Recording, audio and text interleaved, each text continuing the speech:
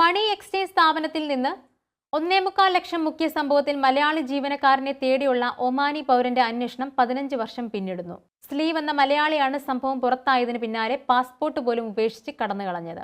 അന്വേഷണത്തിലും പുരോഗതിയില്ലാതായതോടെ DGPയെ നേരിട്ട് കാണാൻ ശ്രമിക്കുകയാണ് മുഹമ്മദ് ഹമദ് ഗസാലി. ഒമാനിലെ money exchange ഉടമയായിരുന്നു Muhammad Hamad Al Ghazali.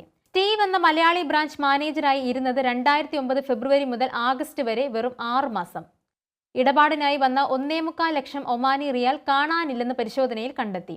Indian രൂപയിൽ ഇന്നത്തെ 3.25 കോടിയിലധികം അജ്ഞാത അക്കൗണ്ടുകളിലേക്ക് പണം പോയതിന് ചുമതലയുണ്ടായിരുന്ന സ്റ്റീവിന് കൃത്യമായ മറുപടി ഉണ്ടായില്ല.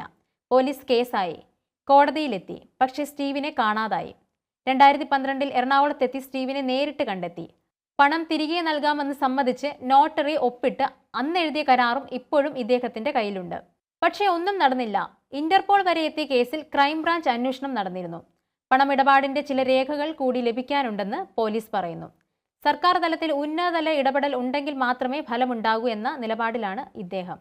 സ്റ്റീവിനെ ബന്ധപ്പെടാൻ ശ്രമിച്ചാലും നൽകിയ നമ്പറുകളിലൊന്നും പ്രവർത്തിക്കുന്നില്ല.